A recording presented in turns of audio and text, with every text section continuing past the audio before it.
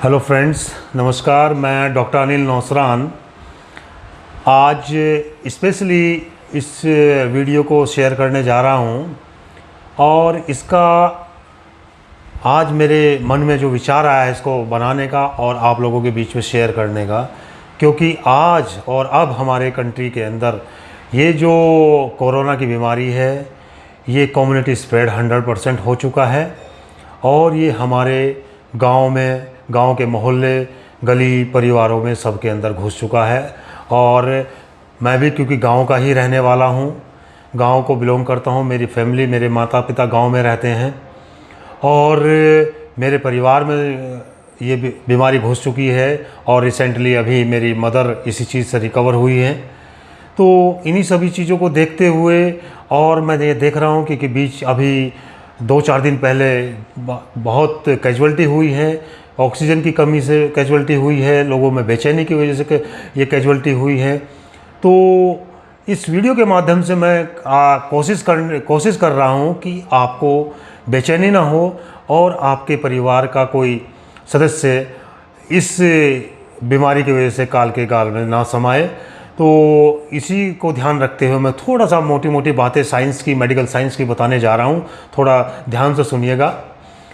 इस बीमारी के अंदर आप देख रहे हैं कि एक ऑक्सीजन का लेवल कम हुआ जा रहा है।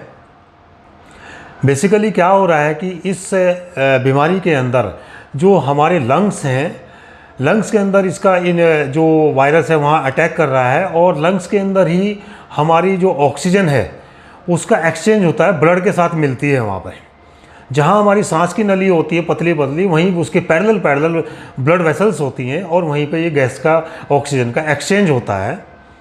और ये जो वायरस है वहाँ पे जो ब्लड वेसल्स होती हैं उनकी सेल्स को डैमेज कर रहा है और डैमेज करने की वजह से वहाँ पे एक प्रोसेस स्टार्ट हो रही है ब्लड क्लॉट बनने की। और ये ब्लड क्लॉट बनने का 1 साल पहले जब ये बीमारी आई थी तो मैंने कुछ देशों की पोस्टमार्टम रिपोर्ट देखी थी, पढ़ी थी मैंने।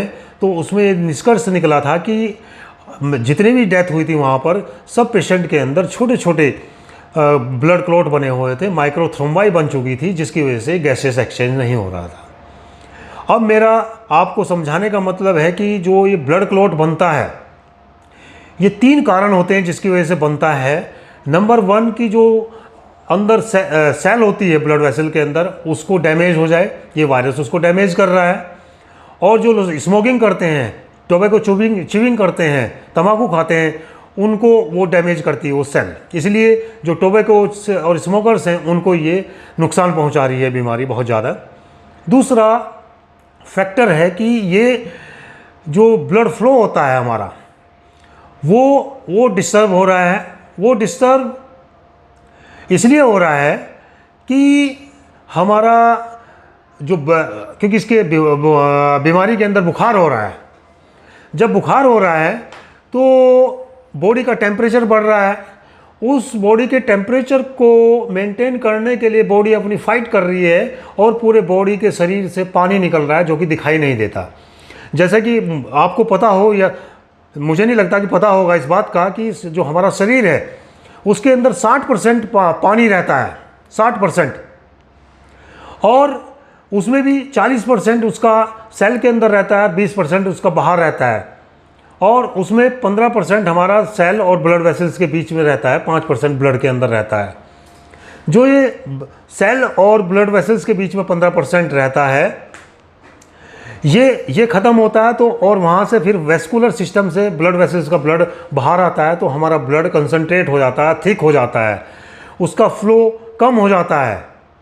तीसरा एक टेंडेंसी हो जाती है कि ज़्यादा विस्कस होने की, को जो स्मोकिंग करते हैं, कुछ टैबलेट्स खाते हैं उन लोगों को, तो ये कई फैक्टर होते हैं। मेडिकल साइंस में इसको विर्को ट्रायड बोलते हैं। तो इसकी प्रोसेस से ये हमारी क्लॉटिंग मैकेनिज्म फास्ट हो जाती है और जब फास्ट हो जाती है तो क्लॉट बनते हैं लंग्स के अंदर और उनकी वजह से वो ब्लॉक कर जाती हैं ब्लड वेसल और ऑक्सीजन का एक्सचेंज नहीं होता है और पेशेंट को ऑक्सीजन की कमी हो जाती है।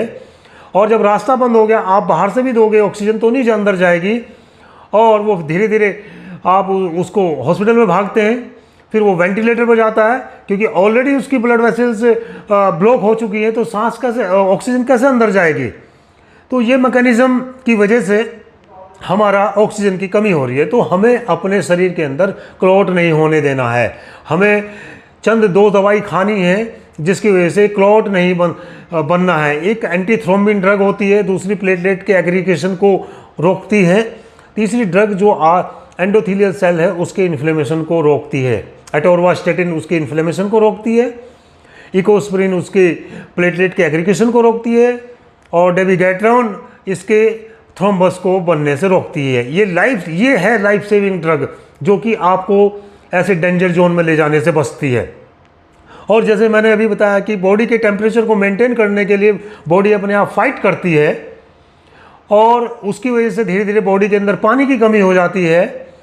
पानी की कमी होने की वजह से आपका ब्लड थिक हो जाता है। जब ब्लड थिक हो जाता है, उसका फ्लो कम हो जाता है। जब किसी चीज़ का फ्लो कम हो जाएगा तो आप समझते हैं कि उसका जो ट्रांसपोर्टेशन है वो स्लो हो जाएगा, तो वहाँ सप्लाई नहीं होगी तो वहाँ पे ऑक्सीजन की कमी हो जाएगी।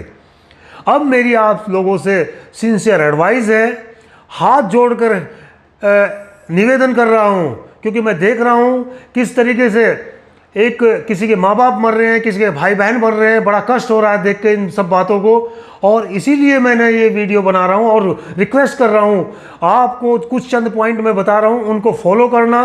और मुझे विश्वास है, 100% विश्वास है, क्योंकि मैंने ये हिम्मत इसलिए जुटाई है क्योंकि मैंने इस चीज़ को पिछले महीने भर से मैं लोगों के ऊपर अप्लाई कर रहा हूँ और रिजल्ट देख रहा हूँ। ईश्वर मुझे 100% इन सब चीज़ों में रिजल्ट दे रहा है। तो मैं आप लोगों से भी यही कहूँगा कि मैं कुछ पॉइंट बता रहा हूँ इस बीमारी से बचने के लिए, आप नोट करें। पहला, कंप्लीट बेड रेस्ट, मौन धारण कर लें। अगर किसी को कोई चीज़ ऐसी बीमारी हो गई है, साइलेंट मोड में चले जाएं, एकदम बिल्कुल अपने शरीर की डिमांड जो है एनर्जी ऑक्सीजन की उसको लो कर दें। सेकंड, आप अपने अंदर, क्योंकि पानी की कमी है, एनर्जी की, क्योंकि ये वायरस आपके सेल के अंदर जो मेटाबॉलिज्म होती है, चाहे वो कार्बोहाइड्रेट मेटाबॉलिज्म चाहे प्रोटीन, तो सबसे पहले इफेक्ट आता है कार्बोहाइड्रेट मेटाबॉलिज्म का। सडन वीकनेस होती है, ग्लूकोज की कमी होती है शरीर के अंदर। तो आप लोग दिन में 4 से 6 लीटर ग्लूकोज का पानी पिएं। गांव के लोग कोई दिक्कत नहीं है, ग्लूकोज नहीं है, आप इस टाइम रस का सीजन है, गन्ने का रस खूब पी लें, गुड़ पिएं, गुड़ और पानी का सेवन खूब करें। अगर दूध है, दूध और गुड़ का सेवन करें। जो भी मीठी चीज़ें हैं, जो भी एनर्जी चीज़ें दे सकती हैं, वो आप लें। कोई ईश्वर ने ऐसा बनाया हुआ है सिस्टम कि आपके चारों, जहाँ आप पैदा हुए हैं वहाँ सब चीज़ें आपके लिए, जीवन के लिए सब चीज़ हैं। आप सीजनल फ्रूट खाएं, सीजनल सब्जी खाएं। इस टाइम नींबू बहुत आ रहा है, आप पानी में मिला के खूब नींबू पिएं, टैबलेट खाने की ज़रूरत नहीं है। आपका थोड़े से आप अखरोट खा सकते हैं, थोड़े काजू खा सकते हैं, थोड़े बादाम खा सकते हैं। ये लाइफ सेविंग चीज़ें हैं, ये डाइट हैं, ये डाइट ही आपकी इम्यूनिटी बनाएंगी। दूसरा, मैंने बताया कि अगर आपको बुखार आता है तो आप पैरासीटामोल की टैबलेट ले सकते हैं। और रात को स्पेशली आप जो विक्स वेपोरब आता है, विक्स आता है, उसको छाती के ऊपर लगाएं, आगे पीछे दोनों साइड लगाएं, और सोते टाइम स्पेशली लगाएं। फिर दिन में 1-2 बार लगाएं। और रात को सोते टाइम हल्दी अदरक का गरम दूध पीकर सोएं।